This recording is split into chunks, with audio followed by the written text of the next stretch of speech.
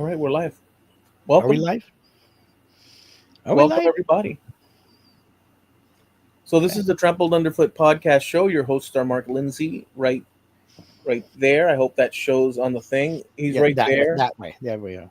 This way. No. He's right there. Yes, I'm right there. At least on my monitor, I am. Okay, so he's Mark Lindsay is right there. Depending This dude, that the one the that needs a dude haircut. on the West Coast and Eloy on the East Coast coming at Mhm. you live. What's going on, party people? Woof woof woof woof. I'm just sitting here watching your disco light flash. Yeah, well that's AI. Artificial illumination. I've Jamie Page the other day sent me a video Hmm. that he used through AI, Hmm. and it was a video of me, funny enough, which I didn't post because it's so ridiculous. I know Jamie's sense of humor. Yeah. So it's a picture of me at the what do you call this place? The swap meet Hmm. down south, and I'm standing in that photo. He pulled it from somewhere from one of my pages, and I'm standing there, and he turned it into a video. But I'm standing there, and all of a sudden I get up and I grab my chest and I tear it open and I look like the Incredible Hulk. And I'm like, damn, dude, see That's good. that's my physique. Yeah, that's it. That's it. Except it's not. And so, but anyways, the AI thing, like, and Harju got involved doing some and this and that, and it's been fun. Hmm. But what I wanted to say about it is that um artifacts appear, Mark. Like let's say Uh-huh. you're standing there, it'll bring out a third arm sometimes, or like some sort Yeah. of. So it's kind of weird in that respect, the artifacts and all that. Yeah. Yeah. It's not there yet. It's not there yet, but I gotta admit, because I saw you post a couple of them on. Well, either you posted one or Jamie posted one. I don't remember who it was, but there have been a couple of posted on Facebook, and I'm like, damn, that's good. I wonder because I could just see the gears. I could hear the gears turning in your mind. If Eloy was thinking about doing that with any of our trampled our cover art when you were doing cover art for the audio episodes. Yeah, Jamie Page brought that up actually. Mm-hmm. Did he? He did. I'm just scrolling through the hellos. Mm-hmm. Yeah. Did you see this last one down here by Javi? Wanting to know if Mark Saunders ever swing by your place? He did. Yeah. He did. He swung by and we had dinner. Uh, then we went to the casino a little bit, and it was nice to see him. He's um, it's good to see these people that we communicate with online Mm-hmm. in real person because it kind of um, I know for a fact that Mark Saunders is not AI. Well, not when he's standing right in front of you. You know he isn't. Right. So I know that. I know for a fact that Javi is not AI. Mm-hmm. I know that Jamie Page is not AI. Speaking of which, Oh, Jamie Page is there. I figured my ears know. would be burning. So Bob Lee, I know Mm-hmm. he's not AI. Mm-hmm. There's a few others I can't think of right now that I've Mm-hmm. met, but whatever. The Bob Lee. But I can't 100%.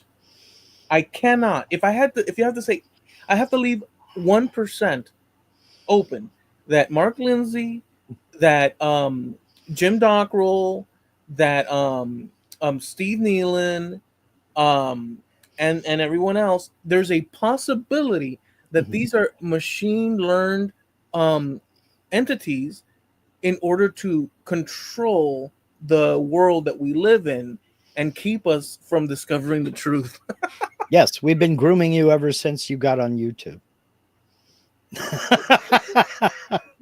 You're trying to confuse us from learning the truth about life. Well, see, now Jamie is the only one that I can say that I've ever met. And then I didn't know who I was meeting because I wasn't a part of that club, but I did meet him in Atlanta in Mark, 2017. Mark, that's perfect. So if you Mhm. see, wait a second, we just solved it. So using logic. So Mhm. if I know that Jamie Page is real because he Mhm. was present in front of me, Uh, and you met Jamie Page in front of you present, that mhm. means that Jamie Page being real and you meeting him means that you're Well, real, and therefore we have just drawn you from AI into the real well, world. now if our little group, I also met Javi, so that's also double. That's true. So I met Javi. They were trying to get you to come up. That was 2017 in Atlanta at the woodworking show. Yeah. Javi was there. Um, Jerry was there. He's real now. Jerry and Amanda were there, They're both. real. And Jamie Page was there. Who else Real. was there? There was a whole bunch of people Well, there. I we know mean, Izzy's real because you met Izzy. yeah, I met Izzy. I met Jim. Oh my God. Starts with a B. Oh my God. Bashir's. Bashirs. I met Jim Bashirs. But we know he's a human and not a They Live character from the Mhm. 1980 something Right. movie. Well, no, he kind of is even in person. I was surprised how tall he was. Jim was a tall guy. David Jones was there, but I never met him. He was there wandering around, but I didn't know. I didn't know anybody. The only people I knew were Dave Gatton and Southern Ginger, and I met Javi.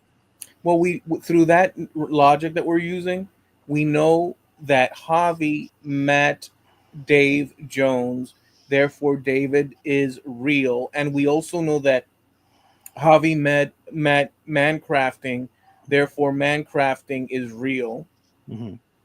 We're practically sealing up the Yeah, conspiracy now. all those guys were staying at the same hotel or hotels close by one another, and we're all getting together and meeting up at the lounge of one of these hotels. And meanwhile, I was staying with Dave, who lives about 45 minutes out of Atlanta. Oh, and Jamie Page met face to face with Carl Jacobson. I met him too. Oh, and you. So then now we know he's real. Oh, I know for sure he's real. He and I went to the same elementary school here in town. Okay, so that's Different years, but yeah, I've met up with him and his wife a couple times, and and Jake Jake from Thompson. yeah, we know he's real.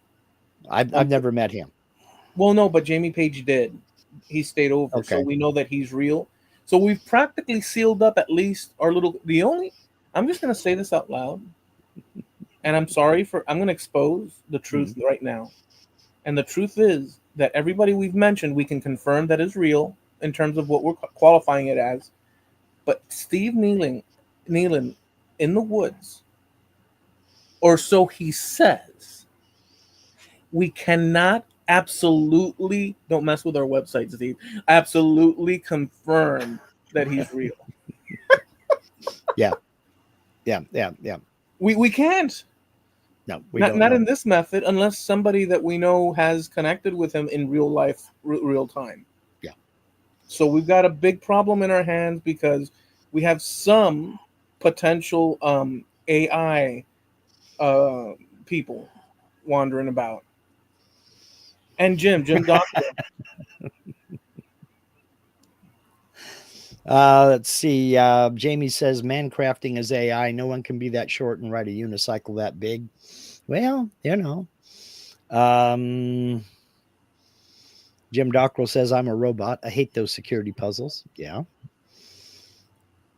Avi says I can verify that Steve N is real. No AI snores like that. Nobody can learn.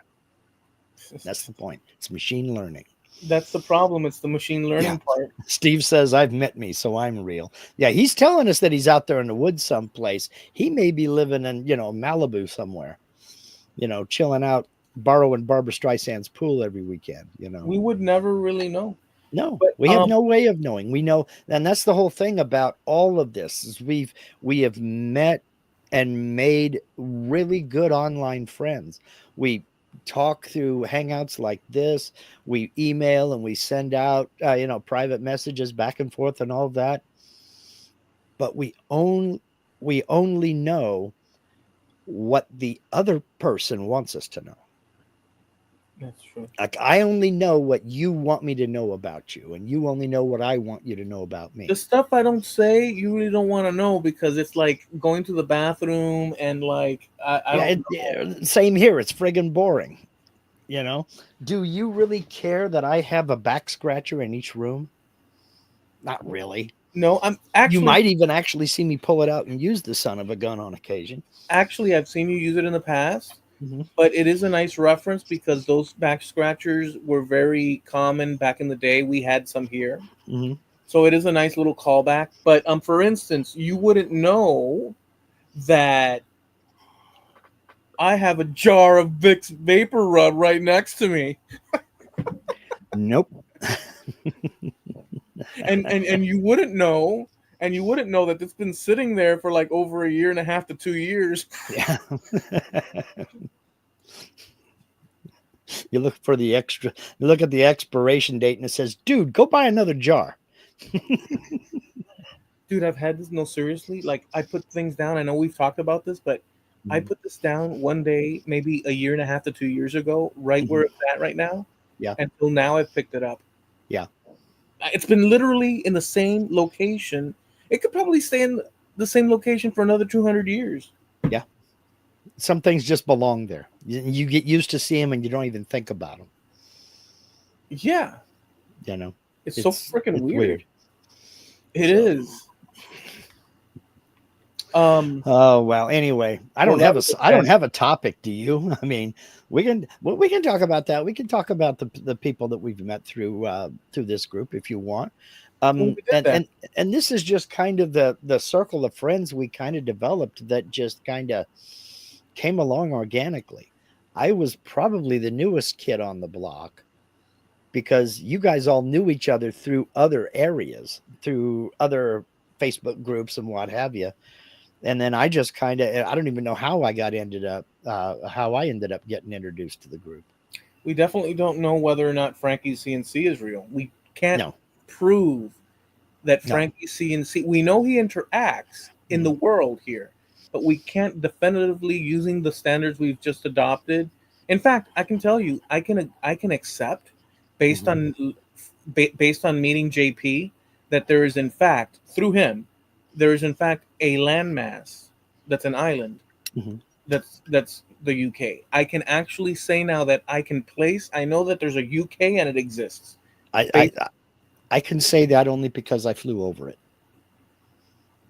okay, Flying in Germany, we did so fly that's over. two confirmations that there's actually a place Well, that's an island. I never landed there. My wife did. I never landed there, but I flew over the top of it, and I had to assume that the pilot was telling us what the pilot was telling us was real. Okay, well, I think that So that's just as good because Jamie Page could be, um, like not from the UK and he could be from some other place and he could be fibbing, but nah, nah, nah, not with that accent. but yeah, including the accent and this and that, we're gonna have to conclude. So we know there's England and we know there's all these woodworkers. Mhm. I think that that's pretty good for a. We've built a little society just doing Well, that. I have driven from Germany to France to Austria to Brussels to through Luxembourg and into the Netherlands. I've taken a train into Switzerland, so I can tell you those are real. We're practically building up the map already. Yeah, Well, I can tell you that my grandfather was born in Spain and came to Cuba, and but if did you I, see it? well, that's what I'm saying. If I believed it, Mhm. if I believed that all the narratives were correct, then that would place Spain as an actual place. However, I would have to trust that that's true. Um, I just, all I know is that I appeared here some one day, and I was little, and I started learning stuff. That's all I know. Mhm. Anything that I haven't experienced myself, I cannot guarantee is true Yeah, at all. Jamie says you say you're from Miami, but you're really from Compton. Yeah, that's right. Frankie's a non-player character. He's Frankie is free guy. There's this episode. There's this thing called, I think, Black. Matter or Dark Matter? no, it's a show on Oh, Netflix. It's called Something Matter or Something Dark. it doesn't Maybe somebody matter. else out there knows, and it's kind of like the Twilight Zone, Mhm. where they have episodic, one-offs that are Uh, cool and scientific and weird. And in one of them, funny enough, there's these people that are like Star Trek, mhm. and they have a captain and a this and that, and they're flying through space and all this and that. Except that, and they know they're real, but they're not. They're actual generated. And the guy that is computing them sits in an office in a regular place and this and that, and a lady finds out that this popular game has actual living, um not living, but like, oh, okay, I'm sorry, let me just wrap this nice. This programmer takes people from real life and injects the memories of people from real life into these characters in this world, so now these characters are in there thinking that they're real, and it's almost like stealing a person's identity, soul slash whatever. Mhm. And this lady ends up getting beat up and thrown into the game, and then the whole game is her trying to trick the power that be to get out of the starship and out back out into the world. But they're actually not real, they're just the memories of Mhm. the actual people. Yeah. It's trippy as hell. I don't know if anybody found what the name of that series is, but I guess nobody did. But I don't see anything over there. But it sounds intriguing. I used to like to watch. There were several. Obviously, you had Twilight Zone, you had Outer Limits, and you had the Night Gallery. Rod Serling. That was a little Black more, Mirror. huh? Black Mirror. Black Mirror. Okay, okay. Night Gallery was a little more on the dark macabre side, where Twilight Zone was just more science fictiony, Yeah. you know.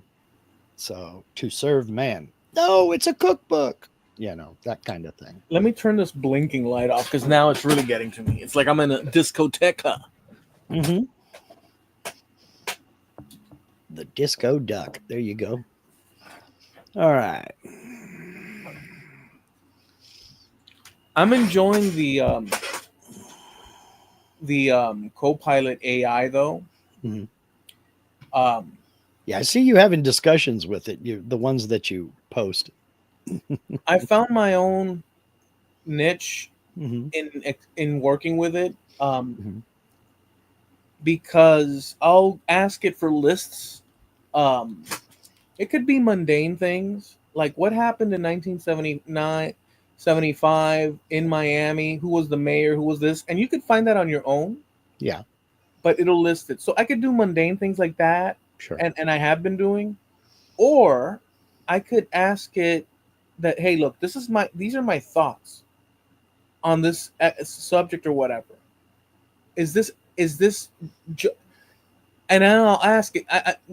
Let me back up. I will ask it.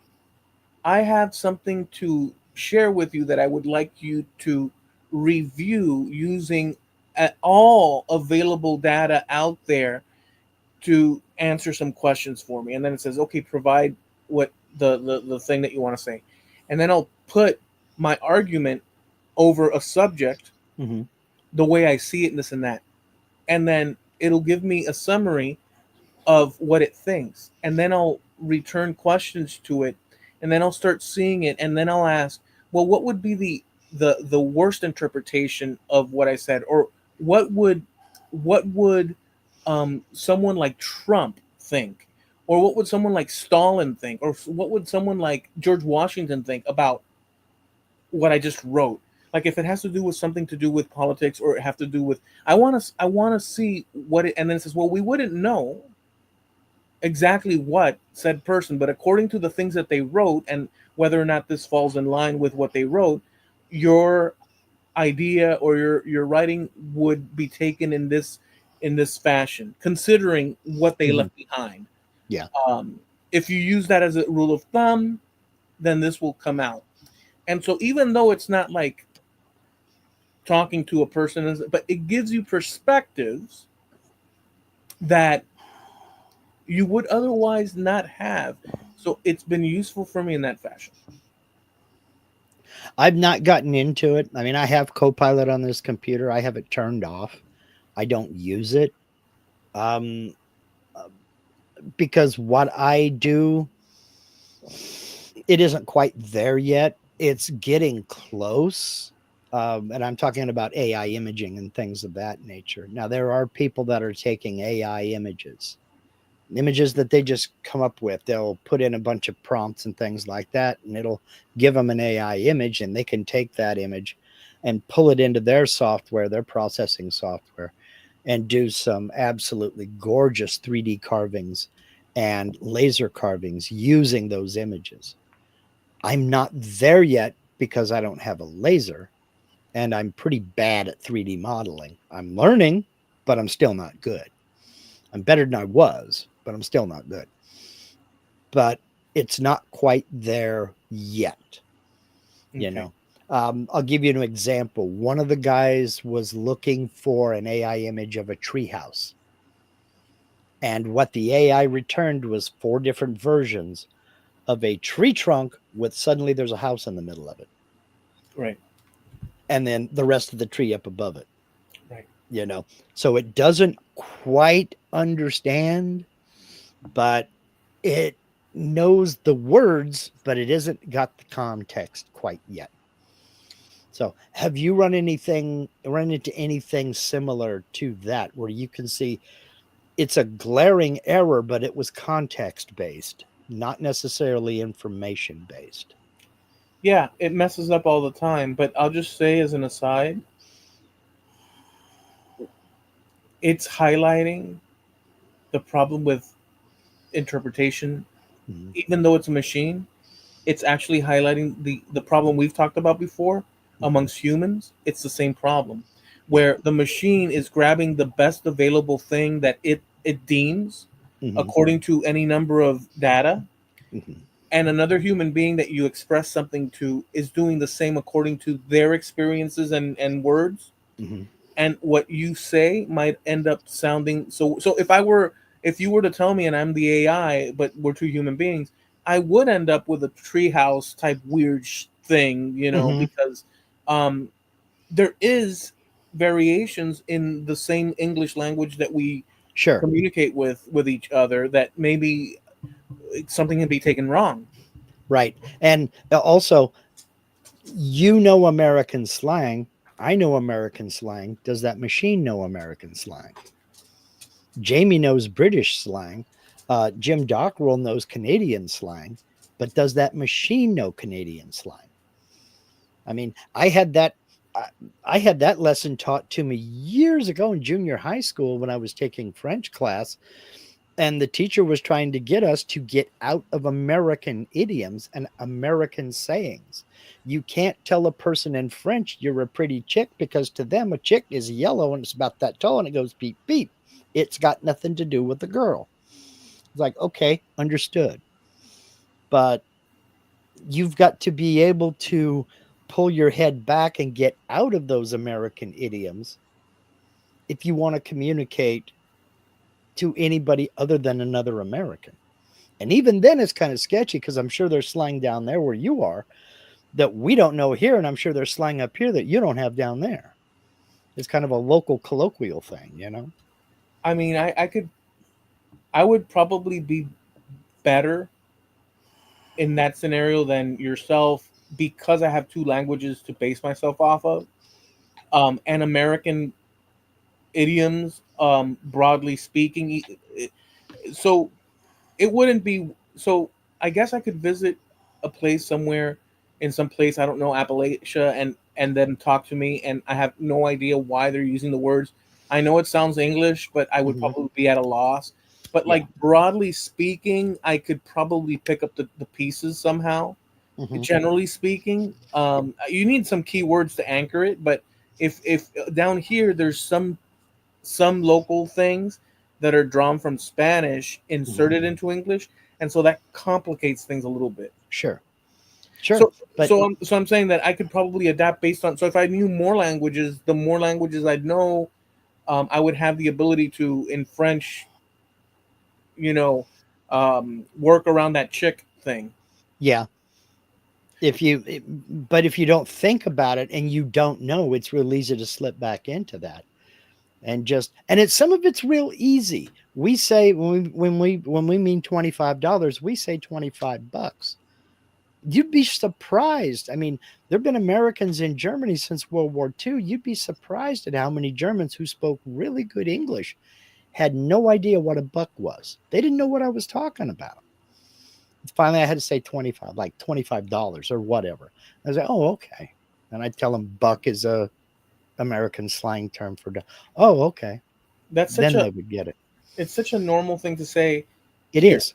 It is. But, when you're over there, they're bringing, because they're looking, it's kind of like when you take Spanish class in school, you're learning proper Spanish. So when they're in school learning English, they're learning proper English. And I can't name anybody, including myself, that uses proper English 100% of the time. So when Mark Saunders and I went to the Nicaraguan restaurant, cantina slash whatever, Mm-hmm. um, my talking to the ladies, um, there were two ladies there. Mm-hmm. They were both Nicaraguan. Funny enough, um, one was super blonde, and one was dark hair and such and this and that. So you had the spectrum of appearances. They didn't speak English. One of them did. The dark haired lady did, but limited. Mm-hmm. And Mark was communicating, and I stepped in to communicate, bridge the gap. Mm-hmm. And my Spanish and their Spanish to me, keywords went the not the wrong way, but went sort of like awkward. Like, what word is that? Because what happens is that even within the umbrella of Spanish, depending on the country, Yeah. you have things that you don't use Mm-hmm.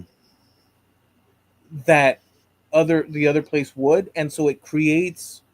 And there's a little bit of a hopping Mm-hmm. or the ordering of words or the words chosen Mm-hmm. that you just don't get in one place, but you do in another. Yeah. So I encountered that, and they encountered that back because I could see in their faces, Mm-hmm. you know. And I found it. Mark didn't catch any of that. Yeah. Just to Oh, be why clear, would he? Yeah. he didn't catch any of that. So Jamie Page says if you shout at somebody loud enough, their brain will revert back to English anyway. Yeah, right. you just Oh, go to the this top of is the page. that's Miami's mantra. I ran into that, Jamie, in Paris, where a guy was telling me 15 in French. I asked him for a price on something, and he was trying to tell me 15 francs. And the more I sat there and counted out my money, I understood what he said. But the longer it took me to count out my money, the louder he got. Kens, Kens, Kens. And I'm like, okay, tell Ken to relax. There, Kens, you know, And what's that word? 15. And what is it? Kens. That makes no sense to me. Uns, dos, tres, catorce, Kens. Then, God, I'm trying to remember. It's been so long since I've spoken French. Anyway, Like the word so cans. it's CAEN. No, CAEN. God, don't ask me to spell French again. I can't remember. Well, can or can't is it sounds like five. It really does actually, Mm-hmm. because I think there's something to do with can't. Well, cinq is 5. That's it. That's where it's at. Mm-hmm. That's where it's coming from. I think that that's where it's coming from. I think that the French borrowed it from the Germanic. Um. It sounds like it to me, at least. Okay. It sounds like the No, French because borrowed. the German is fontaine. So who's the can't?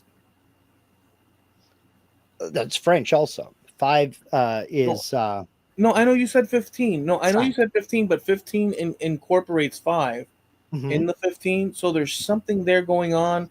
And the can't, I've heard that. So, I mean, I don't know for sure, but there's something. I mean, can somebody check AI out there? Can somebody check with AI? Okay, Kenz in German, 15, Quinze. Boy, was I ever off. But it's That's the. pronounced Kenz. So in French, it's the same. Mhm. So it's drawn from the Germanic then. No, German, it's Fontaine, 510. Fontaine. Oh, did it? I thought you just said. No, in French, it's Quinze. Kenz. Okay, and where the hell does that come from? I'm gonna check AI. Let's see what it It comes says. from French. In Spanish, it's cinco. Hold on. Where does the root of 15 in French ori- originate? It Let's see probably what. all comes from Latin. Okay, Quinze. That's what I said. Oh, okay. So it's the same because quince is Spanish and Hmm. quinze Hmm. is French. Okay, now it's okay because the pronunciation. I was just going by, and then it says it's Latin actually. Prior to anything, it's just Latin. And it's got this thing in there. Okay, all right, I can see the connection now. Okay. Interesting, because can't is a Mhm. different sounding word. Yep. That that sounds to me like something, um, you know, Mhm. further north or something. Hubby says the penny drops. Al says that moment, Eloy, light bulb. Yeah. Well, I was curious. Now I know. You know, and that it sounds just like Spanish, except that yeah, it sounds just like Spanish actually, or it's Well, they're all rooted in Latin. yeah, yeah, yeah. But So, the can't sounds something Germanic to me. The wording, the pronunciation sounds like something that would exist in the Germanic world. well, let me look and see. Let me switch from German to English and see what we can come up with here. I mean, that's my first Whoops. impression. I don't know if it's even true or not, but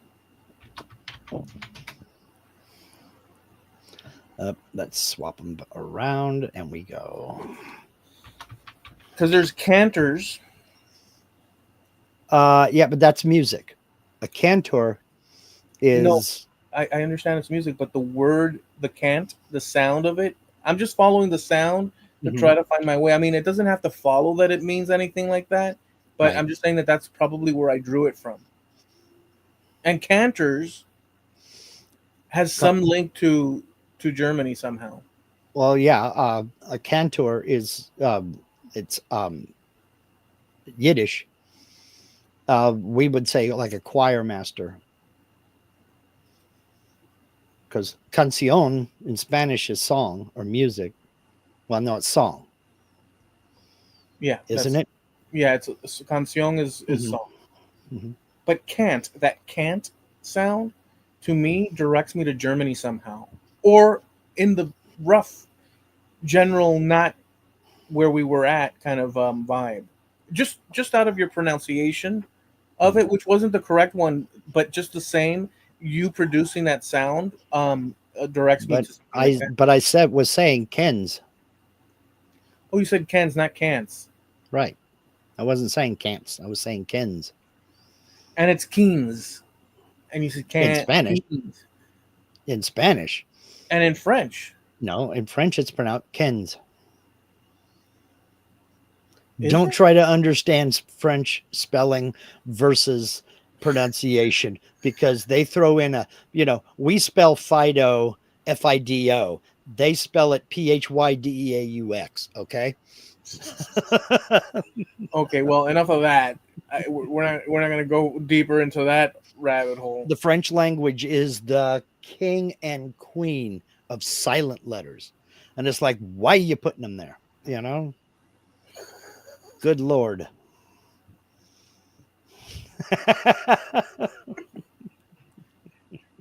Well, in any event, oh, I got to tell you this. I got to tell you this. So, I mean, screw it. I'll just tell you this because, so, um, my aunt had taken a maternal DNA test where it just traces her maternal line, and for years now, it's the website doesn't have anything. It's just simply like it just shows your result, but there's no other extra nothing. It's like here you go, there you have it. Be happy with it. FTDNA just released a freaking like whole slew of tools, Mhm. just like they do with the mail line, where you can look at maps, you can look at the different bones, at the different histories and this and that. And through my mom, through my aunt, I'm looking at my mom's because they're sisters. It comes down to say it's like you with your dad. You know, it just comes straight down directly parent to child. Except this is on the female. And dude, I'm gonna tell you how nuts it is. So they're still refining it even more, but like the site. But dude, the samples that they've given, there's two. Get this, there's she. We connect somehow to two mummies in the Canary Islands on two separate islands, and the mummies are dated to around 1200 to 1100. So they're late era Guanche people, and these Guanche people were the indigenous that came over and settled in that place. Two mummies on my maternal side that appear linked to her. But here's the thing. Here's the problem. Or not the problem. It just is what it is because DNA spreads out. Most of the other ones that link to her that you can read about are all up in Scandinavia. There's like two or three in England, Mhm. and there's a truckload somewhere in the Balkans and this and that, and some in Spain or Portugal. Long story short, oh, and there's an Egyptian mummy. And I'm sorry, one other thing, Jews, like like Jews. Um, and what that means is that all those people that descend from those people Mhm. that I'm talking about are all linked to an original mother going through time. So what it means further than that is that people in England that have this haplogroup, Mhm. people in Scandinavia that have this haplogroup, people in the Canary Islands and in the Middle East Yeah. are all back in time coming from a mother that produced another mother, another mother. Mhm. What that implies is the same thing that I've suggested all this time, that everybody's all mixed up because people spread across the world at producing more children from an original population. Mhm. So they call it the most common haplogroup in Europe, Mhm. but it also appears in the Canary Islands with indigenous people. It also appears in the Middle East with the Jewish people, today Jewish people. It Mhm. appears in Scandinavia, etc., this, that, and the other. And a mummy in Egypt. A mummy in Egypt. And a bunch of like queens and this and that of Europe also have that haplogroup. So what that implies is this notion of that we assume one group is one group and that's all there is. It's basically in flat out in one space saying that hey, it's everywhere. Mhm. And so ours is H. It's the Mhm. most common. I have the most common on both sides of my family. Paternally, I have the Mhm. most common in Western Europe. Maternally, the most common in Europe. There's others, obviously, Sure. haplogroups, but that one's the most common, H. Yeah. And who we exactly come from exactly, I don't freaking know. Nobody freaking knows that. But Mhm. we do know that we're linked to freaking mummies and native Guanche people from the Canary. It's freaking crazy. Yeah. Yeah, I Yeah. have to Yeah. sit Yeah. through Yeah. it. I have to sit through it properly. But now they have the features. So if you're interested out there and stuff, that is pretty trippy because you can see a lot of different, histories and this, that, and the other, and whatever. Yeah. Yeah, I mean, it's a whole nother rabbit hole to get into because it's a whole nother line to chase. yeah. And it doesn't take long for my head to get to spinning in that stuff, and I have to just back out of it for a while and go, nope, let's go get into something a little easier, like nuclear physics or something, because you can go into information overload like that. Well, there's a I mean, lot. There's a lot to chew on with these things. that's what I Like, mean. let me give you an example of what happened to, because this just came out like yesterday, dude. Like before Mark Saunders came to pick me up. Mhm. Actually, I emailed you and told you about it.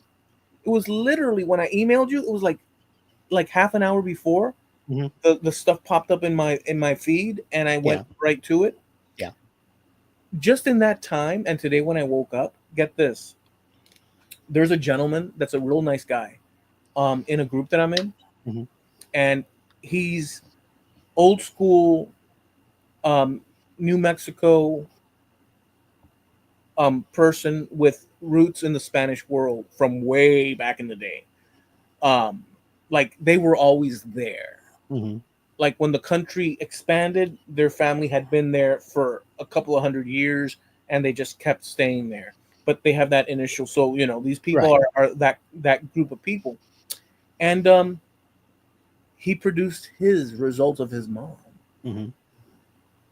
and he's like, "Well, something's the matter here because the map with all the little icons that you can choose and look Mhm. into shows an out of Africa event. Mhm. It goes into Eurasia, which is the all of Europe and Asia, Mhm. and then it explodes towards Europe proper and towards Asia proper, and then it jumps the land bridge in the Bering Strait and goes into the Americas." Mhm. And he's like, "Well, why do Europeans have this, and why do I have this, and why? I mean, isn't what if we've been here for a long time?" Like he was trying to, and I replied with my thoughts, and I said, "Well, dude, it just exploded out, and one woman gives birth to a child, and that female child propagates that, and if you have 10 siblings, and five of them are women, and one of them goes to, I don't They know." all go off in different direction. Right, and now you have production of more of that haplogroup in different little areas across the world. Yeah. Of course, um, but that understanding, and I'm not trying to, but Sure. in order to accept that, which is what the data is, you then have to accept some other things that aren't, like, you have to accept that people just exploded out from like initial one group and stuff, and people aren't ready to. So there's that kind of conversation being had over there, Yeah. even within a DNA group and stuff. And to me, it's clear, Yeah. as far as the data. Tomorrow it may change, as we say, but as far as the data, you're seeing people across the world, be it Jewish, be it like freaking like Egypt or like whatever, sharing the same original haplogroups, and that kind of links them all together. It's not something that people with our 20th century, 21st century, 19th century understanding would easily digest. Yeah. Well, it's because most of them don't know. And so this is a revelation to them. Yeah, This is, because 10 years ago, none of us knew this. Nobody knew. nobody. So, yeah, I mean, a lot of things have to change with the science, and that's just it. And It's the been more having, people that take part in things like this, I guess, you know, the more people are going to learn. And who knows? or reject it, because there's people that reject the hell out of it because it flies. Well, there were people that rejected the fact that man could fly when the Wright brothers did it. But, they soon learned that it became the commonplace and they started seeing airplanes themselves. I mean. The problem is when one is faced with any information that's objectionable according to the way they organize or have been told and brought up to understand the world, be it within the world of politics or Mhm. or Whatever. cultural cultural practices. Oh, I thought that this cultural practice meant this or not that. No, it Mhm. actually means this. Or no, it's because Santa Claus actually started over here. Oh, I didn't know that. Just all these things. Um, we build up these realities so that we navigate the world. And when these things are disturbed, some people, their identity is invested in it. They will retaliate either by ignoring it or by tossing as much crap as they can at it, or just being pretty violent with it, like verbally or otherwise, in order to defend their. And this happens even in the political world that we know of. People get shocked when some information doesn't match what it's Mhm. supposed to be, so they freaking flip. They flip, Yeah, they go out of whack and stuff. And I get it because we're human beings. I mean, at the end of the, sure. but this stuff is revelatory. To be honest with you, it's interesting. Anyways, I just thought I should share that because Okay. it's a new toy to experiment Yeah, with. a new rabbit hole to fall into Yeah, yeah, because a lot of that is unexplored territory yeah. in a lot of ways. Well, they're rearranging the tree now because now that they have all this information and they're like processing it, so they're tentatively um, on the precipice of giving new haplogroup names Hmm. to people. Some people will stay the same, but other people are going to change based on all these new findings. So it'll sort of nudge people into different Yeah, little categories and this and that. And but people are excited as hell in these groups. They're like, "Oh wow, look at this! Oh look at yeah, that!" You know. And I haven't even sat through it properly, because it was yesterday. yeah. No time to digest. It's pretty new. Yeah, So, well, it was just announced yesterday. So, yeah. yeah, yeah. So, Um. Anyways, yeah. So, do you have any topic? dude, my mind is an absolute blank. We're getting ready to go down to California. Linda has a bagpiping competition over Oh, the cool. weekend, Saturday and Sunday. So we're getting ready to go down for that. So I've been trying to get stuff taken care of here. I got to plug my laptop in tomorrow and let it charge up, and probably going to update about 18 times because I haven't plugged it in a year. But that's okay. I expect it. And I only use my laptop when we go out of town because I still need to get on my computer and get into various thises and that's. So we'll see how that works out. I would love to visit California again. I really like that state. I know I say that all the time when you bring it up, but Hmm. I mean, I don't know about now with all the weird things that it shows, but man, what Certain a aspects of California. Well, number one, there's some beautiful country there. There's some gorgeous landscapes. The coastline is phenomenal. it's beautiful. Oregon coast is beautiful as well, but there are so many people. It's hard to really enjoy it anymore because any wide spot in the road where you can stop and kind of inhale, you're doing it with 60 other people. And you get close to a major city, you're doing it with 600 people. I want to go. I want to go to California, just so I can doo on the side of the. I just want to experience what that is, man. You can go to downtown San Francisco and do that. But yeah. Look, Uh, the Chrysler Building. I don't know. yeah, well, that's New York, but same No, thing. I know. I know. Same I thing, only dirtier. It's strange. The joke was when I was growing up there. So we're talking about the 1960s and 70s. Was if you had a mud puddle that held water for more than 6 months out of the year, you had 30 people trying to fish in it and 30 more trying to water ski in it. And it just people crowd around anything you can think of recreational. You've got 50 million people trying to all enjoy it at once. And it's just that's not for me. I'm sorry. You know, I'm right. used to getting out on highways where you are the only car for an hour. You will not see another vehicle behind you, ahead of you, coming towards you, or trying to pass. You won't see anything or anybody for an hour. on the road, going from town to town. I prefer it that way. Quick. Three choices. You're stuck on an island indefinitely. Mm-mm.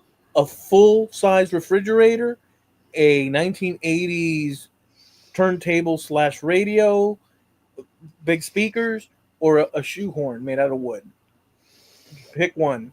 Shoehorn, because you ain't got no electricity to power the other two. I know. It's like an impossible. It's one of those impossible. Yeah, and I might be able to smack a bird with that shoehorn. Pap! Dinner. I mean, you can turn the stereo into something. You can gut it and Mhm. turn it into a little And a you little go, shelter. we, you know, you're like that Tom Hanks movie, talking to a volleyball. Big fat hairy deal. Wilson. That was a good movie. Never saw it all. I saw part of it, but I never got to see it all. I could. I mean, I guess I could bring it up. YouTube, I'll tell you, just talking about current Mhm. internet life or whatever you want to call it, Uh-huh. they've got a lot of free movies now, dude. Oh yeah. Oh yeah. Even more if you have YouTube Premium, because a lot of what you watch, you can watch a lot of movies with ads for free on YouTube. If you have YouTube Premium, you don't get those ads, and a lot of the movies that you would otherwise have to pay $1 for to watch, they're free as well. So it's great. So yeah, it's not bad. It's not bad. I do it basically because there are no ads, and I don't see any of that stuff. So I do use YouTube Premium, and to me, it's worth it. It really is. But any of the content creators I watch, they still get revenue from it. So Oh, just as a follow up to your my desert island. no, not your desert island, but the story that you shared with us a couple of episodes ago. Okay. I did go and investigate the that discount tab thing. I forget the name of it. Where it was a scam. That Which one? content creators would Oh, yeah, um, honey. honey. Yes, I couldn't Okay, think of the name of the website. Yes. no, it popped into my I mean, I didn't do full blown, but like I went and I saw this lady that's a lawyer, and she sat through the whole thing, you know, and she reiterated a lot of the points that you did Mm-hmm. from the and she also posed some of the problems available for them to overcome the Mm-hmm. suit and this and that, the back and forth. So she was balanced, but on balance, her take Mm-hmm. was that it's a scam flat out based on the points that you had explained. And so I saw that whole thing. But now when I saw it, just so that you know the inner thing, Mm-hmm. or just for the sake of it, I was looking at it like I do often, trying to find any flaws in the art. I mean, she's a lawyer, so it's not like Mm-hmm. it's not like I have the access of what a lawyer has, but I can reason, to whatever degree.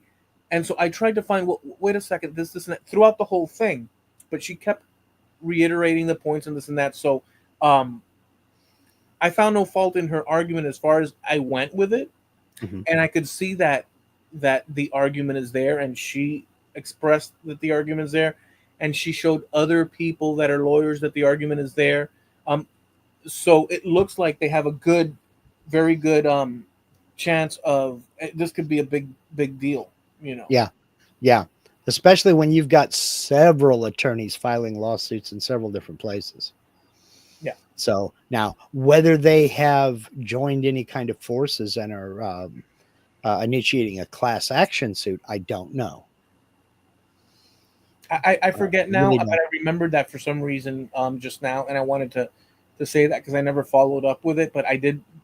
I never followed up with you with it, but I did follow up with it just to see the landscape of what that is, just so that for Mhm. my understanding, because my argument back to you was that if it's not if if they injected the wording that allows them to escape in the contract, that's an exit that I would see. And she expressed that same argument, by the Mm-hmm. way. In the beginning of her thing, she basically laid out my Mm-hmm. arguments, but my arguments only would, oh, what I offered you as arguments to try to really fight it and see where, because if you fight it and you can't get a hole through, that means that your argument is pretty damn solid.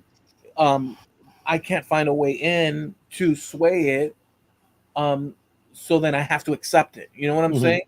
But if Yeah. I can find a route in, um then that means, not for my sake, but for the sake of the problem, there is an excuse available. Whether or not it works, it exists. Like, here you have a problem that goes counter to what you're saying. So I'm thinking in all these terms. But she expressed everything that I said, Mm-hmm. and she said, "Look, I haven't delved in. We're going to delve in with it together. But these are the arguments that, or these are the things that initially pop into my head."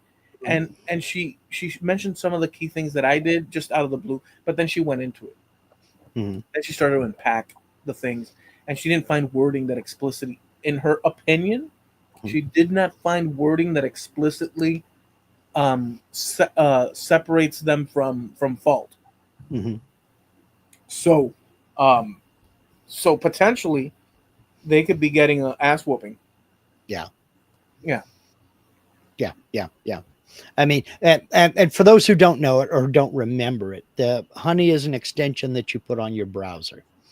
And what it's supposed to do is when you click through a link or even go visit a website that has links to certain merchandise, it's supposed to pop up and search for the lowest price or look for discount codes or coupons for this item. Excuse me. I was Bless trying to hit the mute button and I had a had a word processor document jump up in front of the mute button. I couldn't click it. Anyway, sorry. Oh man. So it's supposed to go find this discount code for you. Well, um, even if it doesn't find a discount code, it'll pop up a little thing and say, sorry, we didn't find any discount codes. Right. Then you click got it. What you've just done is you have replaced the referral code from the link you clicked to theirs. So they have been basically taking all of the commissions. Let's say you go to your favorite YouTuber's channel, you watch one of their videos, and he's got a link to a tool that you just absolutely have to have, or a link to a Wi-Fi toaster with LED strip lighting inside that you need. So you click his link, and Honey pops up and says, yeah, we searched and we didn't find any discount codes. The minute you click got it or okay, it replaces the referral code. So your favorite YouTuber is no longer getting credit for that sale. Honey was. And none of that was disclosed that that's what they were going to do. And a lot of these YouTubers who actually endorsed Honey, Honey paid them for sponsorship ads, didn't realize that that's what was going on. Nobody knew that's what was going on. It was two YouTubers that spotted, they just happened to look at the referral codes in the URL before they clicked purchase and noticed that it changed. And then, wait a minute, it's no longer his referral code. This is a new referral code. And sure enough, all of it was going to Honey, which is owned by PayPal. Yeah, and they haven't been the most upstanding people No, necessarily. no, they haven't. So a couple of lawyers, a couple of YouTubers reached out, and the lawyers dug into it. They have filed suit alleging, number one, fraud and theft of potential income. Because if you have ever posted an affiliate link in a YouTube channel description or on your website or anything. Anybody who has Honey installed has taken your commission. Well, that person hasn't. Honey has taken your commission if they have used that extension. And So done so happily. if you have the Honey extension, uninstall it, please.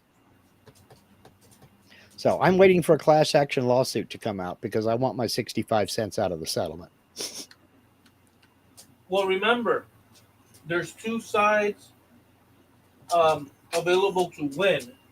Uh-huh. And depending on the arguments and depending on what the facts are, Mm-hmm. it could end up one way or the other. Well, and also it depends on the jurisdiction because I know one lawsuit was filed in California and their laws on this kind of thing are a little bit tougher. Another one was filed, I want to say, in Illinois. And I can't remember where the other one was filed, but I know there are a minimum of 3 websites. There may be more now, but they're filed in different jurisdiction. And California's laws on this are pretty tough.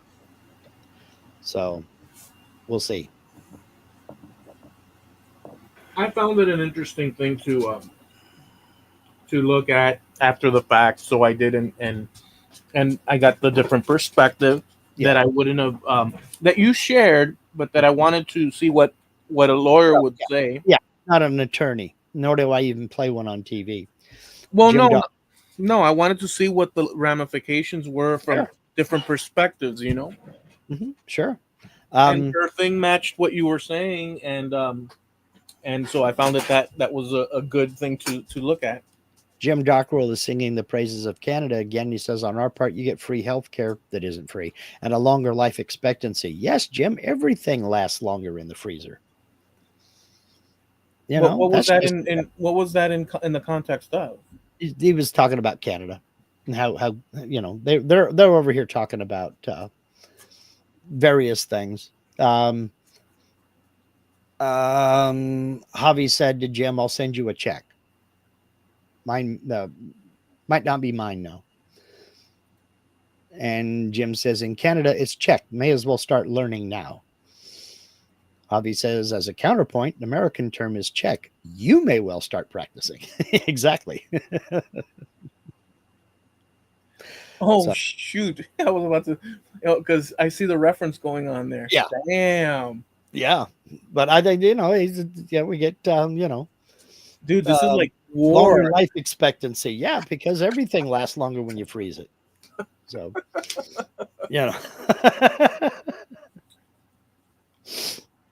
that's kind of true, though.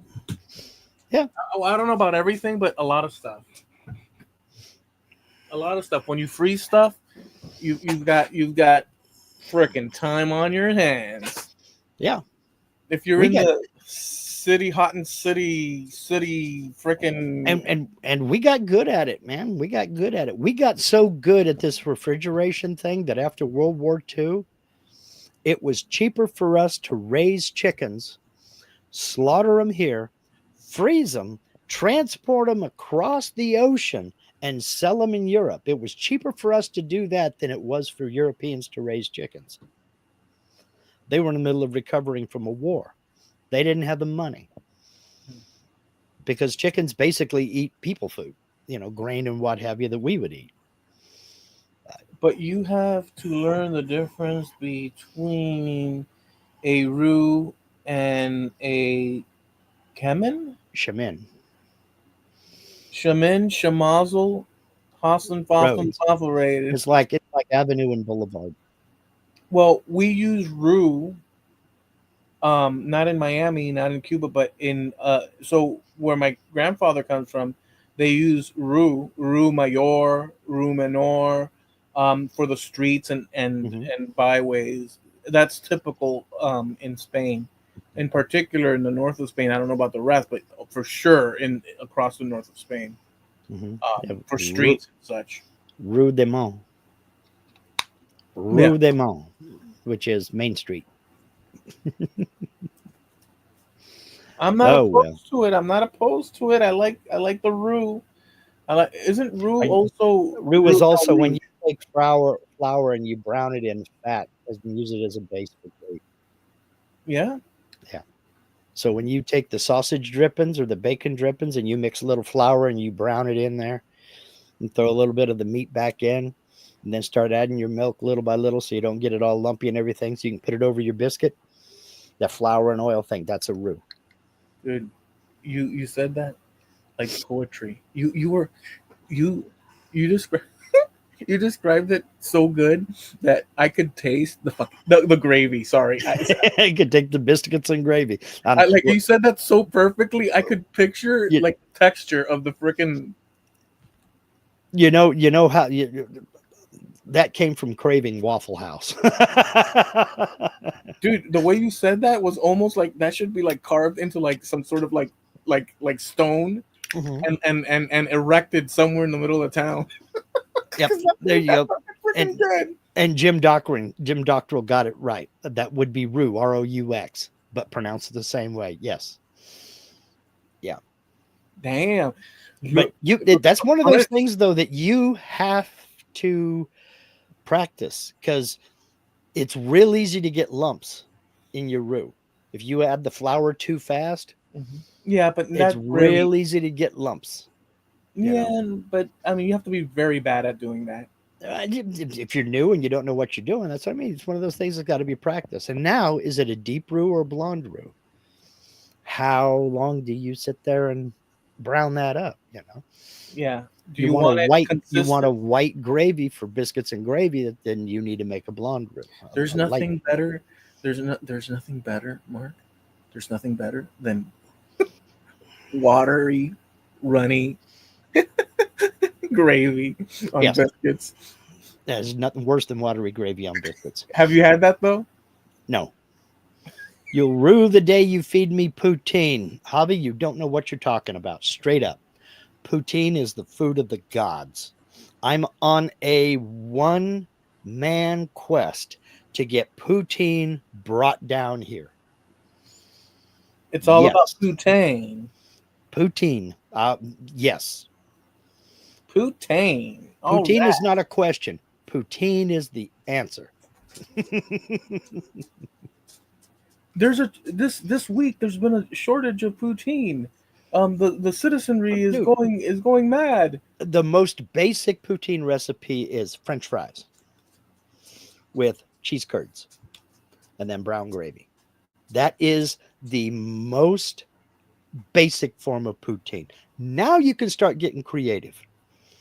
Some people will put pulled pork on it. Some people will make a Southwest style and put maybe some chili on there, or like a chili Colorado if you really want to get, fancy. But at its basics, have you ever had chili cheese fries? Yeah. That's a form of poutine. It is fantastic stuff. I'm a major fan. So then we basically have that here. Kinda, but if you ask for poutine, people won't know what you're talking about. But you can go to Del Taco and get carne asada fries, which is French fries with carne asada meat and guacamole and a couple of other seasonings and a bit of. I just ate dinner. I, I want it.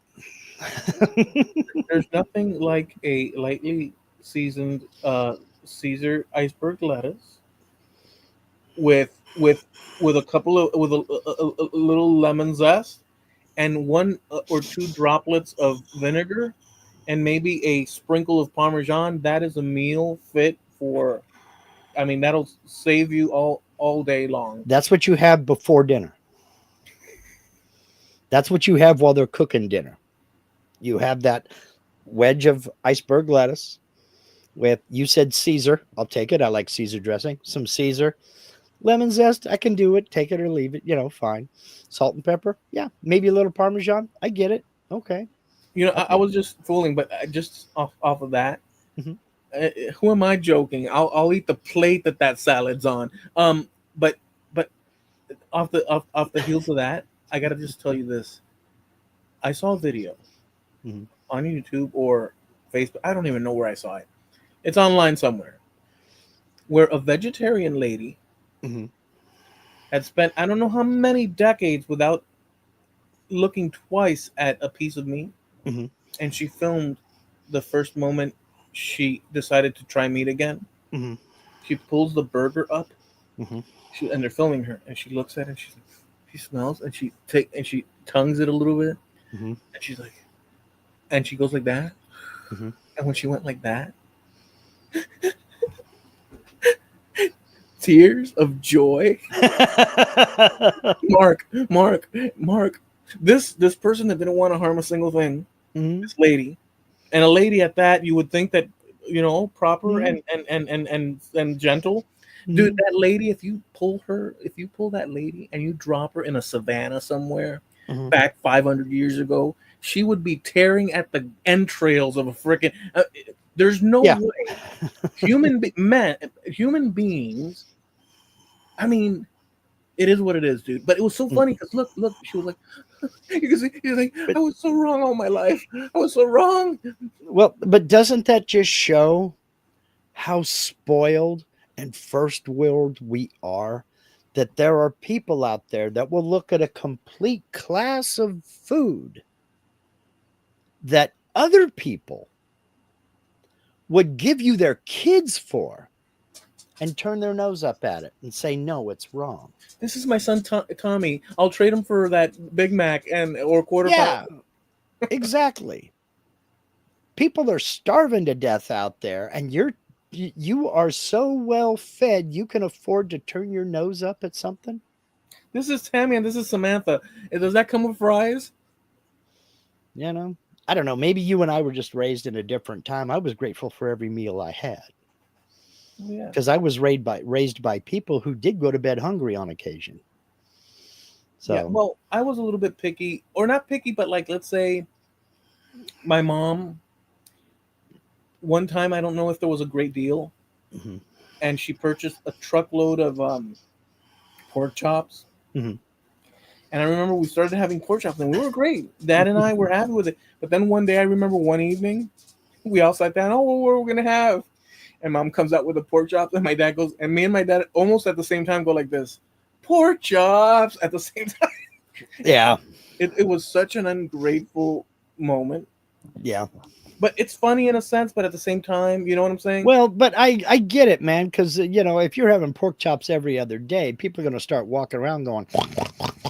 My dad was in the Navy, and I don't remember what happened, but somehow they ended up with uh, for like 3 weeks straight, every dinner they were having mutton, and Dad never was much for lamb or mutton anyway.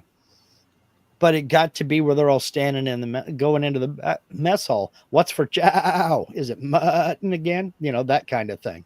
Yeah, And it's just like every meal, really? How about scrambled eggs? There's scrambled eggs are good. French toast, pancakes, hell, anything other than mutton. yeah. I mean, But it does get to that point. I mean, I don't care how much you like something. If that's all you get for a month straight, it's like, come on, man. There's more to life than this, you know? Yeah. But Oh, again, there's that first world thinking because it's like, yeah, we bitch that we ate pork chops every day when there are people starving all over the place that love to have a pork chop. So, well, it's true, but I think it's part of. So, like, let's say you took a group of islanders mhm, that have to hunt for their food and this and that, and you put them in the context of somewhere in America mhm, where we have X amount of restaurants, and you leave them there for a year or two or a decade. mhm. These people now have the ability to pick and choose, and they shall. Sure. Now there might be the oddballs in there that are so set in their ways, and they'll eat a little bean and then they'll say, "I am okay now."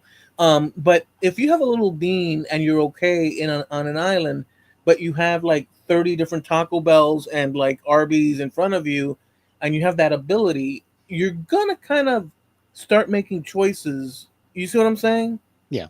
So it's like, so if they throw our butts into that island, Mark, that little bean, we would be like, Mark, are you sure? Mark, you have Well, three beans. Are you sure you want that extra bean? And we, yeah. yeah, I do. Yeah, we'd be in that situation. Yeah, it I agree. I mean, we are in a position to where we can pick and choose, but I don't know. I relate it to the same way as those stories that you saw on Twitter or that you saw on Facebook or what have you, where the kid gets the iPhone and is all pissed off at mom and dad because it was the wrong color. It's like, excuse me, you got a friggin' iPhone. Yeah, but I wanted the white one, not the black one. He got me the black one. You're going to put a pink cover on it anyway. Shut up. Be Yeah, glad you didn't get a brick. You know, yeah. it could have I mean, got you an Android. Shut up. I remember one time talking about being ungrateful and this and that. I mean, not necessarily, but it is what it is, dude. It is what it is. Mhm. We can categorize it whatever. My grandmother came home to visit from Little Havana over here, and my mom brought this package, and my grandmother, open it, son. And I opened the box, and it was a pair of penny loafers. Mhm. Beautiful shoe. I mean, beautiful, high quality shoes. Mhm. But I'm a But 12-year-old kid, yeah, dude. what am I going to do with penny loafers? Yeah. Is this gonna be fun for me, guys? I mean, let's get real here. I'm thinking as a kid, I'm like, Mhm. this could have been a comic book. Yeah. Yeah. So so it's all situational based on Uh-huh. this and that. Yeah, it is.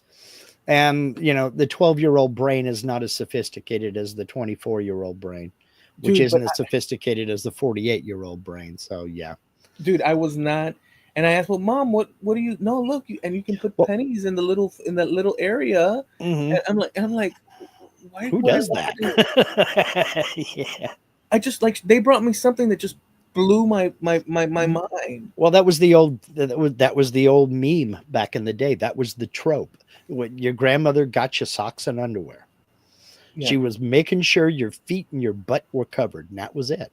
yeah. Because and I that's the joke I tell my grandson. You don't tell me what you want for Christmas, you're getting socks and underwear. Just something because that's something I can go down and buy. And he's like, okay, cool. I'm like, well, that backfired. you know, Tell me what you want. I know you want something cool. Oh, socks and underwear is cool. That's Okay, funny. fine. So That's funny. Javi says, um, I could see Eloy in his polos with the white pants and penny loafers. Yeah. Yeah, that's the thing that that kind of stuff. But though that generation had, Yeah. they were like sometimes they'd bring you ties and like, what am I, Yeah. or a nice shirt, and you're like, I Yeah. why? What am I doing with like who am? It didn't make sense to me. Well, it never made sense to me either until my mother pulled me aside one day and said, you wear that when your grandma comes to visit. Then it made perfect sense. She wants me to wear something nice. She didn't want to see me in a t-shirt when we're going out to dinner or something like that. So when grandma come over, I put on the shirt that she got me. And if she didn't notice, I would say, hey, this is the shirt you got me for Christmas. Oh, it is. Yeah. You like it? Yeah, I like it just fine. And that's it. And it would stay in the closet until the next time we all went out to dinner. So I'll tell you this, just as a random thing, or at least it's something that I'm thinking. I'll always be Mm-hmm. the son of Cuban exiles that hail from the broader Spanish Empire, which is very much part of the history of America. Mm-hmm. And when I mean America, I mean the whole hemisphere. Yeah. But I also mean included in the country, the U.S., United States of Mm-hmm. America. But I will tell you this, which is an interesting aside, whatever. I'm just thinking, I don't know where it's going to go. But when my parents were exiled separately because they didn't know each other, married here, Mm-hmm. and had their first and only born son born American in the United States, I don't know that that they maybe they did, but I don't know that they could encompass necessarily all the. I'm sure they thought that all the customs, Mm-hmm. all the traditions, to include language and the nuances involved in all that was just one country off, would now be very overwhelmingly um, overlapped by the sheer fact that now this son of, well, my father always would say it and repeat it to me: son, I'm Cuban, grandfather is Spaniard, and you are American. And that blew my mind. Even as a kid, I was like, what? Mhm. How's that possible? And um I don't, so they knew, but at the same time, how much of a sponge is a baby in the place that they are born in, that all the culture and everything, as one extends through time growing up, is sponged and picked up into the human being, that it No. informs the way we see things, the way we understand things, and so on. It's an amazing thing to even ponder, because in another reality, one step away, I would have been in a different world. Mhm. To me, it's just Well, it's an, no, you wouldn't exist. well, I wouldn't exist, but I'm saying, like, what if, Yeah. you know, if this were a what if scenario, um, it just happenstance that one sponges up all Well, these. that's what makes us who we are, and that's what I mean when I say that we are the embodiment of our experiences. That's what makes us us. I mean, your parents came from one place that they knew to a place that they didn't know, and they continued to do things as close to the same way as they always did them because that's all what they knew. Now, when it came to like food or something, they had to get different ingredients because the ingredients they were used to weren't here to be had. Maybe a different name that they didn't know. Or maybe they had to find them or rely on, people in the area who'd been here longer than them. But basically, they still celebrated certain things the same way. They still attended mass the same way. It just, they took everything they knew from one place and moved it to another place. And then when you were born, they instilled some of that in you. Sure, some Right. things changed, Well, but significant things, because the point of references that one has mhm, for the places that your ancestors or your direct parents came from, um, it's different when you're experiencing the now than something that's removed. So, a mention of Cuba, for mhm, instance, creates in my mind as a kid growing up this far away place. I know it was close, 90 miles mhm, away, but it creates this thing that's another time in another place. But in reality, um, my parents had been here about 10 years or mhm, less since the time they traveled, and then I was born. mhm. Um, so there's all these things happen. I'm just saying that it's a unique combination of situations within the greater America. So, like, Cubans are like point something percent of the U.S. Population, those with Cuban ancestry, point something or whatever, and within the Hispanic thing, 1 point something or 2 point something, within Yeah, something like that. I'm not that, don't quote me yeah, on that, but it's on the lower side, and yet it's a voluminous group, but it's usually concentrated here in Florida and this and that. There's Cubans everywhere yeah. else and stuff, and derived from Cubans and this and that, but it's it's a in a sense, it's in a real sense, it's a minority within a minority within a minority of people, and that implies certain customs, ways of speaking, um, um, ways of thinking about politics and cultural stuff, and just everything that you could imagine. Um, and what's interesting is that where I grew up, when I was born, there was only five. When I was born, what was it? In this town, in this city of Sweetwater, there was only 3,000 people here. Mhm, That was the extent of this town. 3,000 people when I was born. mhm. Um, and then it exploded Yeah, as time went on, like into the 80s and beyond. yeah, It exploded. But when I was growing up, mhm, this was a 3,000 person area. yeah, Obviously, we have surrounding neighborhoods and this and that, like mhm, Westchester, and like where yeah, Javi probably grew up. All his, he was in Westchester, I believe, according to what I remember. But by the time I come to realize the world around me, the reality of America is a reality where this Cuban diaspora exists. Mhm. That's the majority. So Yeah. I was so I was a member of the majority within this area, which Mhm.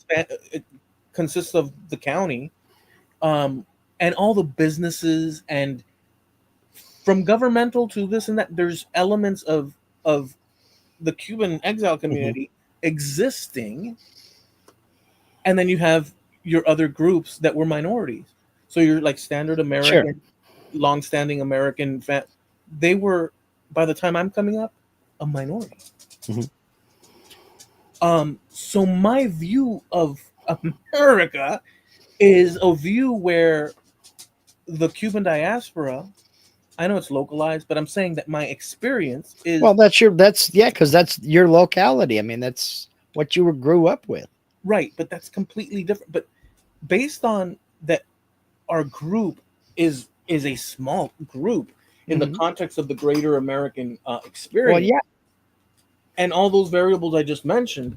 It's like I'm always blown away by where I was plopped down Mhm.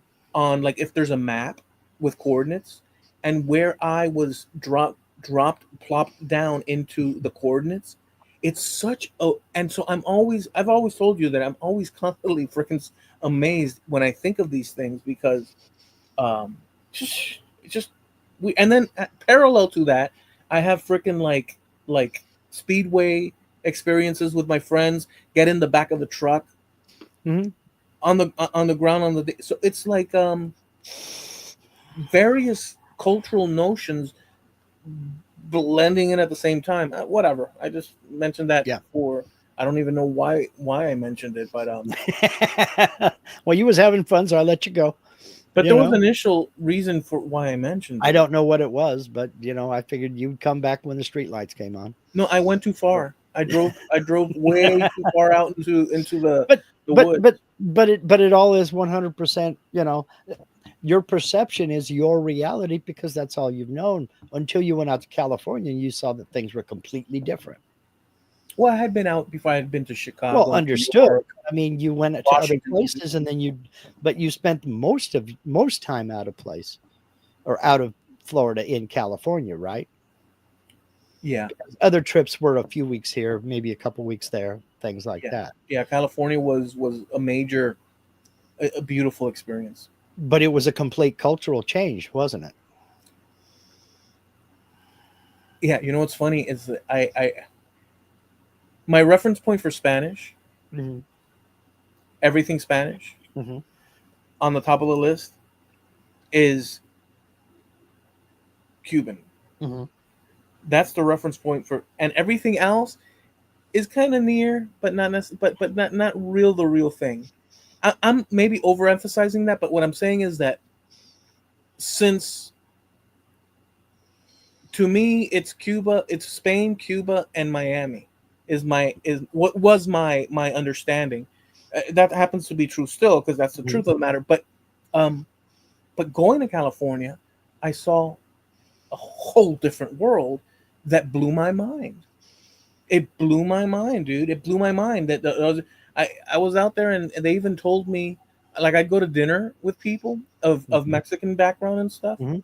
and they make it uh, a point to tell me, hey, look, Mexico, this is the history and this and that, and I'm like, I was younger, so I was like, yeah, okay, whatever. I mean, I appreciate it, but in my mind, I'm like, okay, next, Yeah.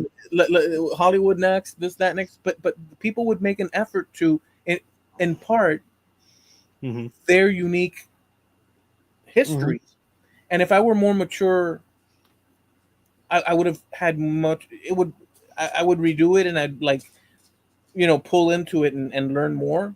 Mhm. But I was a kid, so I mean, what are you gonna do? Yeah. Well, I mean, that happens to all of us. When you're real little and you're sitting on grandpa's knee and he's telling you stories, that's one thing. When you're 14 and you just want to go outside and go do something, and grandpa's telling you stories, you're like, okay, thank you, grandpa. That was cool. You know, I got bikes to ride, friends to meet, rocks to throw, It was you know. awesome, bro. It was so awesome. Oh So my goodness, dude. It was so awesome. Just California. Mm. I can't help but say it. It doesn't matter. Um, San Diego, Los Angeles, San Francisco. It's all out in the desert. It's all freaking awesome, dude. Was It gonna say really is. you get away from those cities, you get away from those areas, and you get away from all those people. California is great. No, those areas were great. To somebody who's never been there, yeah. But Well, yeah. I never liked Southern California. I never liked it. Linda grew up there. She was born there and grew up in Southern California, and she tells people that she left when she discovered she was free to go. Um, I grew up in the Bay Area, which was, I'm going to say it was a step to the side. It wasn't any better. It wasn't any worse. The only way I can describe either of those places is overcrowded. And that's just not me. I like space. You know, I mean, I live in a town of 8,000 people. And even then, it's a little too crowded at times. I wish I could move out onto a couple of acres, be further away from my neighbors. But it ain't in the cards right now. So, not happen. Yeah, I mean,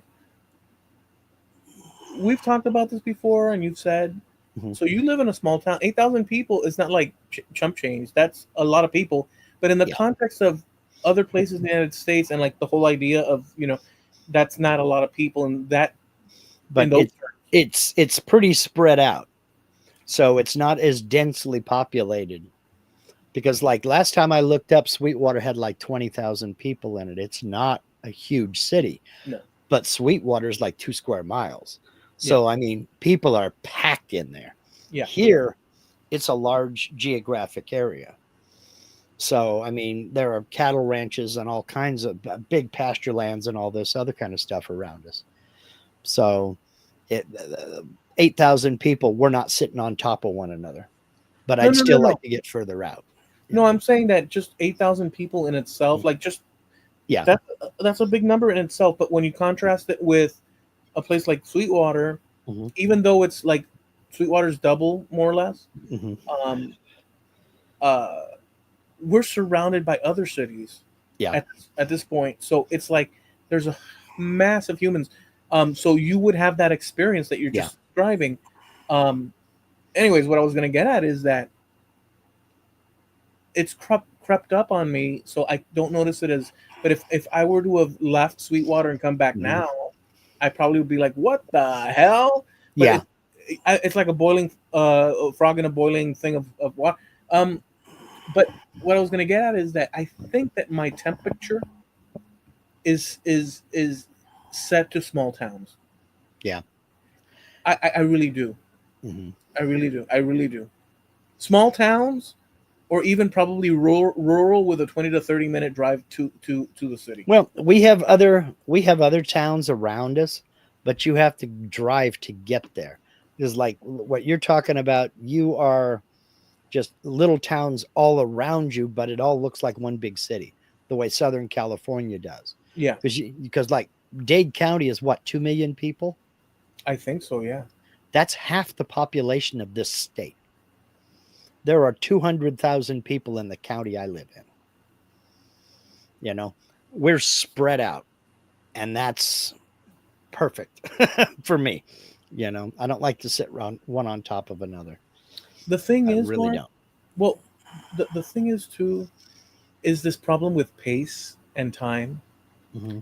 um, being rushed or not Mm-hmm. being rushed, and Yeah. then there's this thing with what's the word for it? The level of kindness to rudeness dial. Mm-hmm.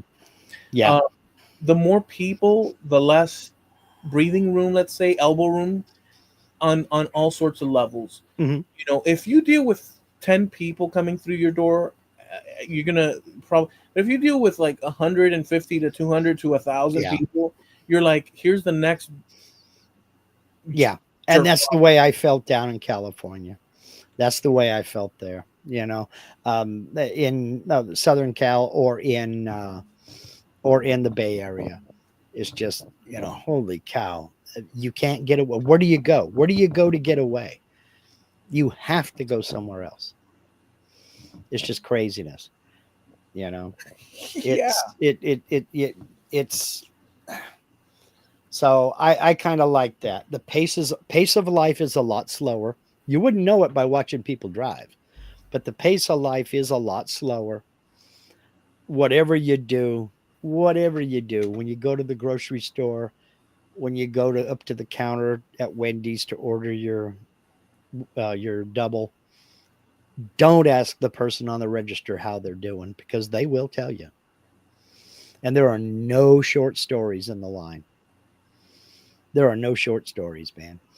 But it's that pace of life where they will scan something and then stand there and talk to you and use it to emphasize things. So he's standing there with a roll of paper towels going, and you know that son of a gun didn't have a farm jack, and I couldn't get the truck out of the mud, then put it over in the bag and then go to the next thing. It's that kind of thing. If you don't know somebody, you just wait 6 months and they will marry into your family.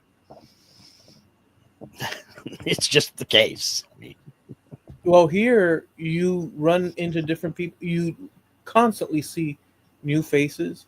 Mhm. Constantly, it's like constantly, Yeah. which is nothing. You get used to it little by little. I guess is what Mhm. it is. But the I'll give you one last example about this that might resonate. When it was holiday vacation time Mhm. and everybody flew north for the vacation, Yeah. one of those days I walked out my door Mhm. and I could hear the birds chirping and I couldn't hear the sound of traffic, and I got in my car and I drove the streets, and I could get to where I wanted to go quick, and I realized that all the times before the birds were still chirping even prior. It's just that you couldn't hear them You over couldn't all hear the it. darn noise. Yeah. Like it was mixed in there with the Yeah. noise. And I remembered, oh, wait a second. This is what it used to be like Yeah. for a moment. And it was weird. It was Yeah. weird. Yeah. Do you ever drive out west from where you are? Drive out west, heading towards the Everglades or heading into the Everglades for that matter. Um, and just get out away from town and just look up at the sky, look up at the stars, I to have see not done that in a long time. to see what you can see without all the light pollution from town. It's been a decade, like a decade. It's really something. It is really something, man. It's one of the first things that I noticed when we moved out here. We are so far away from light pollution of the city. It's off to the south of us. So I just turn and look, to the east, north, or to the west, and just nothing but black sky where you can see the Milky Way and just all the stars and the satellites and what have you. It's it's fascinating. There's some fascinating stuff up there to watch, man. And the meteor showers and all that other good stuff. It's great. I mean, I could do that. It's really 15 miles away, and I'm out of Yeah. the jungle, but or the concrete jungle. But I even see it, and I've told you when going to the supermarket, all of a sudden now there's like people with like British accents just hanging out, and I'm like, Hmm. wow, or even some sort of Arabic or Chinese. It's so international times 10 now. Yeah. It used to be international, but with a heavy Spanish Hmm. slant. Now it's international with a heavy Spanish slant, but with more included that creates this I don't know what you want to call it, like an international. Melting pot. Yeah, now it's an even more excessive. Like there's You went people. from creamy to super chunk now, huh? Yeah, there's even people like I saw a guy that he's a normal guy, Hmm. but I signaled him out just from my. Said this guy's got to be from New York. I don't know if that's true, Hmm. but somewhere in New England because he's got his little taxi driver cap thing on. He just looked like somebody that nobody in Miami dresses like the guy dressed. He Uh, looked out. He looked like a tourist. Turista. Yep. He looked like a tourist, but yet he's probably now a local. Mhm. He's just dressed the way he dresses because that's what Yep. he, how 'Cause he. that's what he always the way he always dressed. Yeah. And people with their scarves and whatever you want to call it, Hmm. It's like, wow, dude. Yeah. I still get looks from some of the neighborhood folks because I during the summertime I dress like I dressed in Hawaii. I'm wearing bathing suit, shorts, t-shirt, and flip-flops. And that was my uniform in Hawaii. Unless I was working somewhere where I couldn't dress that way. But they had a thing over there called Aloha Friday where everybody wore the flowered aloha shirts That's nice. with whatever, you know. But you and the women were in muumuus and the whole thing. I mean, it was actually pretty relaxing and pretty cool. But working in a countertop shop, no, I'm there in blue jeans and work boots and a t-shirt. But my off time, if I couldn't go in a bathing suit and a t-shirt and flip-flops, I didn't go. You know, That's great. and that's just the way it was. But That's I tell great. you what, I got tan so dark. I look like a photo negative. I got tan so dark, I found out the hair on my arms was blonde. I That's did. I look like a reverse photo negative. that's so good, dude. I like that tropical that tropical sort of scenery, which is kind of matches Miami in a sense. But I'm sure that that has much more of a vibe because you're locked in pretty Well, much. it was, yeah, and you can get you've heard of cabin fever. Yeah, Over there, they call it rock bound because you're on an island. There's only so many places you can go. And, um, but the wind came in predominantly from the northwest, the trade winds. And so long as the trade winds were blowing that direction, it wasn't super, super humid. It was, humidity was around 40%, something like that. Weather was pretty temperate. Average temperature in the summertime was 85. Average temperature in the wintertime was 82. There was no daylight savings time. Sunrise and sunset were within 15 minutes of each other throughout the year because it's below the Tropic of Cancer, uh, toward the equator. And it was just laid back. But you had two mountain ranges there on the island. Oahu is where we were. The trade winds came in and all of the rain exhausted itself in that mountain range, the Nepali. And we were in the middle of the island where all the pineapple plantations were. So we got some rain, but then you get over to the far southern side of the island, it was desert with mesquite trees, cactus, and the whole thing. It was desert. that's amazing. So you could go from um, jungle, rainforest on one side of the island, drive around to the other side of the island, and be in desert. Just nothing. So, What a trip. yeah, it was something. See, Hobby's talking about when I went to church in Hawaii. It was the first time I saw a priest perform a celebration in flip flops and shorts. Yeah, and if you went to a Samoan uh, church, you would see him in a shirt and tie with a jacket and what they called a lava lava, which was very similar to a kilt, but no pleats and flip flops. Yeah, and Amazing. Samoan churches rock out on their hymns. They are party people, even in church, man. I mean, Marshall stacks the whole ding dong thing. Van Halen got nothing on a Samoan church. That's wild. So That is wild. it was something. It was something. It was something. But fun. Oh my God. Yeah, it was fun. Well, we better go ahead and land the plane. I'm running out of stuff to talk about. I think we both are. That's okay. We have covered a lot of ground, and I think Yep. that From Florida to Hawaii.